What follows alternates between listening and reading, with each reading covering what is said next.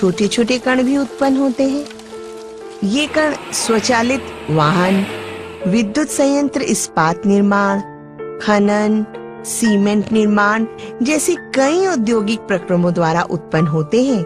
कणीय वायु प्रदूषक अधिक समय तक वायु में उपस्थित रहते हैं, जिससे वायु की पारदर्शिता कम हो जाती है। ये सांस द्वारा शरीर में पहुंचकर कई प्रकार के रोग भी उत्पन्न करते हैं।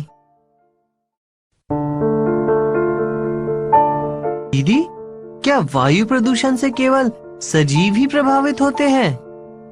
क्यों? तुमने आगरा में स्थित ताजमहल के बारे में नहीं सुना? हाँ दीदी, वह तो बड़ी सुंदर इमारत है। मैंने सुना है वह संसार के अद्भुत अजूबों में से एक है। तुमने ठीक सुना है। ताजमहल सफेद संगमरमर का बना है। आगरा तथा उसके चारों ओर रबड़ प्रक्रमण, रसायन उद्योग और मथुरा तेल परिष्करणी है। इनसे सल्फर डाइऑक्साइड और नाइट्रोजन डाइऑक्साइड जैसी गैसें उत्पन्न होती हैं। यही गैसें वायुमंडल की जल वाष्प या वर्षा के जल से अभिक्रिया करके सल्फ्यूरिक अम्ल और नाइट्रिक अम्ल बना देती हैं।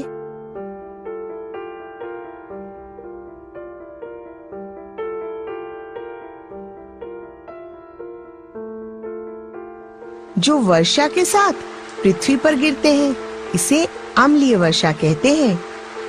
यह अम्लीय वर्षा यानी एसिड रेन ताजमहल के संगमरमर का संक्षारण कर रही है।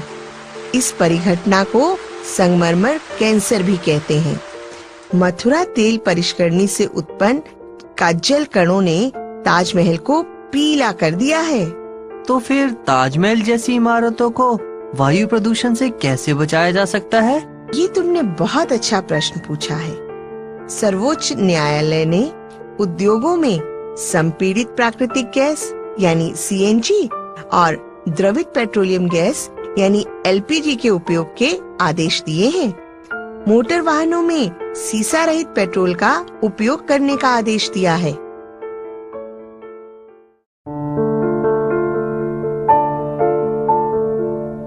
तो दीदी, पृथ्वी के वायुमंडल के तापक्रम को बढ़ाने में भी क्या वायु प्रदूषण का ही हाथ है? हाँ, पृथ्वी पर पड़ने वाले सूर्य के विकिरणों का कुछ भाग तो पृथ्वी अवशोषित कर लेती है और शेष भाग परावर्तित हो जाता है।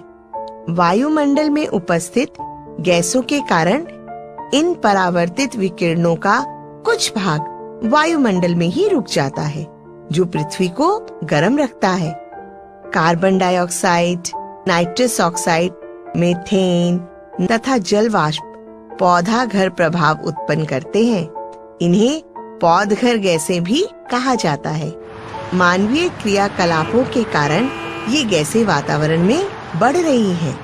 परिणाम स्वरूप वायुमंडल के औसत ताप में निरंतर वृद्धि हो रही है।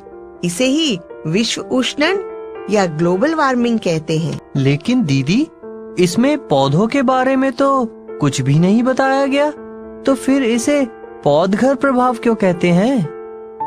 प्रयास, तुमने पौधशाला यानी नर्सरी में देखा ही होगा।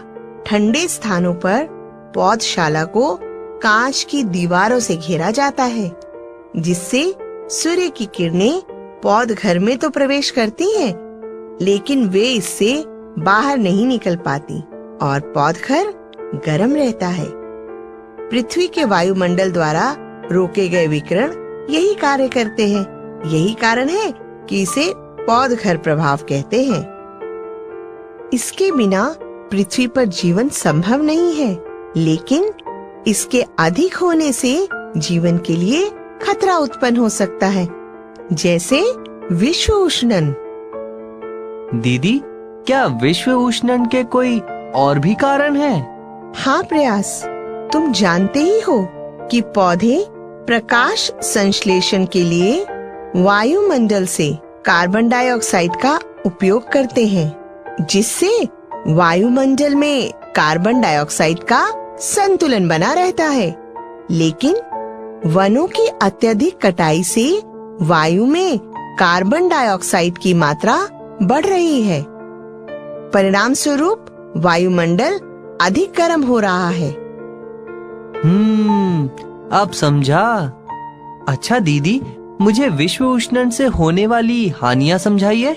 विश्व उष्णन से हिमनद तेजी से पिघल रहे हैं, जिससे नदियों में बाढ़ आने की संभावना हो गई है और समुद्र में जल स्तर ऊंचा होने का खतरा बढ़ रहा है। इसके कारण समुद्र तटीय क्षेत्र डूब जाएंगे। प्रयास अभी केवल पृथ्वी के ताप में 0.5 डिग्री सेल्सियस की ही वृद्धि हुई है और हिमालय के गंगोत्री हिमनद पिघलने भी लग गए हैं। तो दीदी, वायु प्रदूषण को कम करने के लिए हमें क्या करना चाहिए? हाँ, यह जानना बहुत जरूरी है। वायु प्रदूषण को कम करने के लिए वाहनों में सीसा रहित पेट्रोल और सीएनजी का प्रयोग करना